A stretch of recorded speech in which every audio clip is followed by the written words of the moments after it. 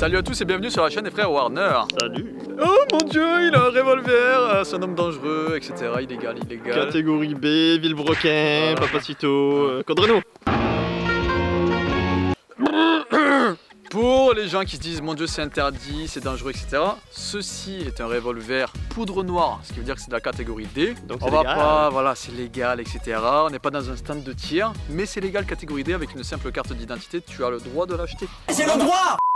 Le sujet qu'on va traiter aujourd'hui, donc vous l'avez compris, c'est qu'est-ce qu'on peut espérer d'un revolver comme ça. C'est bien, c'est pas bien, ça tire fort, ça c'est tire pas fort. Nous, franchement, la poudre noire, la vérité, on connaît pas. Alors, les pros, poudre noire et ceux qui adorent ça, et c'est votre droit. Oh putain, le jugement sur la Bon, tronche du mec. quoi.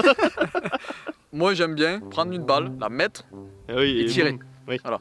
Là, sur la poudre noire, il y a une préparation à faire dessus. Et puis le stockage, c'est la merde. Et puis le nettoyage, Oh, c'est le de la nettoyage, merde. un enfer. Parce que la poudre noire, tu tires, ça en fout partout à l'intérieur si tu nettoies pas. C'est corrosif. Dans la minute Tu nettoies pas dans la minute, ton truc il est rouillé, tu peux le mettre à la poubelle. Enfin, j'exagère presque pas. C'est une tannée. Le problème de la poudre noire, c'est que c'est pas de la poudre sans fumée.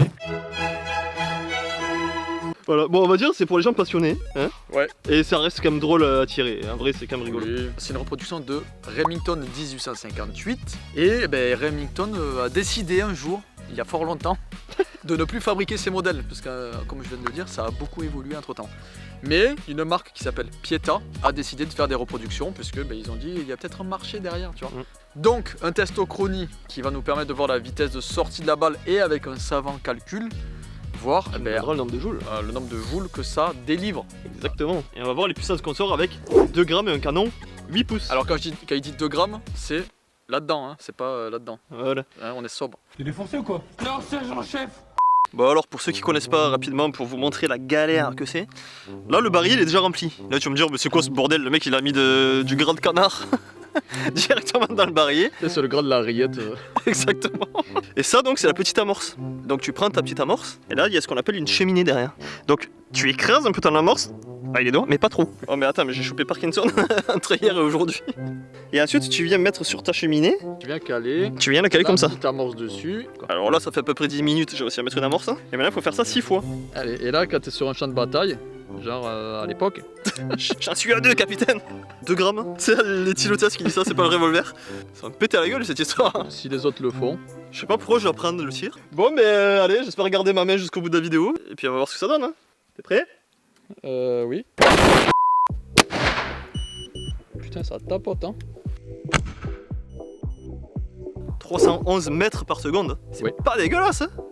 Pour rappel, une 22 c'est à peu près 150 joules. Un 9 para c'est à peu près 500 joules. Un 357 magnum en arme de poing c'est à peu près 700 joules. Donc ben là je sais pas parce que j'ai pas fait la conversion combien ça sort. Mais à mon avis on doit s'approcher du 9 para. Hein. Je vais en tirer 3 et puis on va voir. Hein. Bon en fait la détente elle est super bien, je m'attendais à un truc de merde, la détente et tu touches à peine ça part. Ok. On se laisse surprendre en vrai. Eh ben il va falloir nettoyer mon copain. Oh le nettoyage ça va être un enfer. Je vais faire la conversion tout de suite, comme ça on va savoir de quoi on parle en termes de joules. Bon pour 2 grammes honnêtement et un canon 8 pouces si j'ai pas de conneries, franchement c'est satisfaisant. Hein. En vrai le seul truc qu'on peut lui reprocher c'est que c'est merdique quoi. Après en termes de puissance, bien. Fais gaffe, il est en train de rouiller là. Ouais on va se dépêcher avant qu'il rouille et qu'il soit inutilisable. On va enchaîner avec un petit test sur gel balistique. Donc là-bas vous avez un bloc de gel balistique à 12%, ce qui veut dire que c'est relativement dense. Je l'ai moulé moi-même. Waouh, incroyable. Dans ma jardinière. Ouais voilà, dans une jardinière. On a quand même 40 cm de gel balistique en longueur. On s'amuse comme on peut, hein. J'adore rire.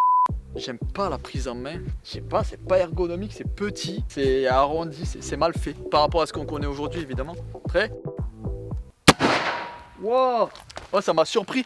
C'est le mec il a fait lâcher le flingue ce con! Non, je l'ai pas lâché, mais tu sais ce qui m'a surpris? Putain mais en fait je l'ai effleuré! Mais je t'ai dit la détente, je t'ai prévenu, elle est super En tout cas sensible. j'ai visé droit, je suis en plein dans le mille. Le Parce mec que il a failli faire un salto, tu sais quand il a tiré. j'ai à peine posé mon doigt, boum, le coup est parti. Et en fait je voulais pas tirer à ce moment-là précis, tu vois. Alors? Eh bien mesdames et messieurs, mademoiselle, mesdames, messieurs. Il y a pas de Même si mademoiselle, il y a apparemment- que des messieurs je crois. Ouais apparemment on dit plus mademoiselle ce qui paraît. Ah bah vas-y, Ils règle inventent de des merde. nouvelles règles. Bon bref. Alors moi ce que je trouve intéressant dans le gel balistique, c'est qu'on peut voir dedans. Il est complètement con. Je sais pas si vous voyez parce que j'ai le soleil en face, mais on voit la trajectoire complète donc qui commence là et qui sort. Et on a un mini trou à la sortie. Franchement, le trou il est incroyablement petit quand on voit la taille du boulet qui a été tiré. Ben, on voit qu'il a été déformé à l'intérieur en rotation. Ça vient de traverser 40 cm de gel balistique à 12%. Ce qui veut dire que c'est pas mal. Bon, test satisfaisant, et bien maintenant on va peut-être être surpris, on va passer sur la plaque balistique. Hein. Oui. Bon alors comme on l'a dit, on va utiliser une plaque Nige 3A. On a tiré une balle de 22, quasi à bout portant. Vous pouvez voir le mini trou ici là. Et ça a à peine bombé là derrière, franchement super léger. On va voir surtout l'onde que ça va mettre, hein, parce que je pense pas que ça traverse. Et si ça traverse, c'est qu'il y a un problème. Bon, moi pour l'instant, ce que je dis du revolver là en 44, c'est quand même vachement rigolo. Regardez Seb quand il tire, il fait un looping à chaque fois. Bon, à un moment donné, c'est drôle, tu vois. Voilà. Bon, bref. Ouais. Il n'y a plus du tout de graisse sur les prochains tirs, parce que ça a tout fait sauter. Hein, ça va faire quoi on appelle ça comme sur un channel, là. Ouais. Et go urgence. Bon, ben allez. Hein. J'ai l'impression d'avoir convoqué un mec en duel. Quoi. Après, bon, le mec il avait pas de bras, pas d'armes. Ouais, bon, ben je mets mes chances de mon côté. Quoi. Bon, ça fait un gros trou à l'entrée. Je vais poser cette machine de mort là. Et on va aller voir ça. Là. En tout cas, je m'attendais à ce qu'il recule un peu plus, le bonhomme. Bon, il a un petit peu vacillé quand même. Le trou il est ici. Regarde ça. Vous voyez? Voilà à quoi ça ressemble. Bah, quand c'est écrasé, hein, c'était une autre petite sphère de plomb. Enfin, petite, tu m'as compris. Après, ça l'a arrêté, hein, mais pas sans moindre conséquence, hein, comme on dit dans le milieu balistique. Je sais pas du tout s'il dit ça. Bon, ça l'a arrêté, c'est fait pour. Mais je pense que niveau onde de choc et niveau organe, accroche-toi.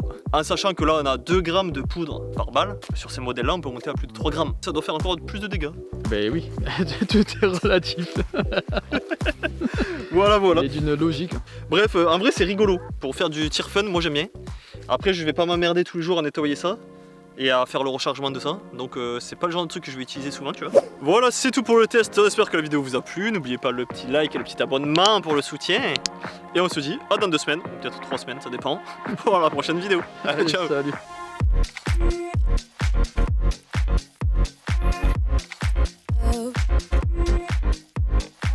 Donne-moi une seule bonne raison.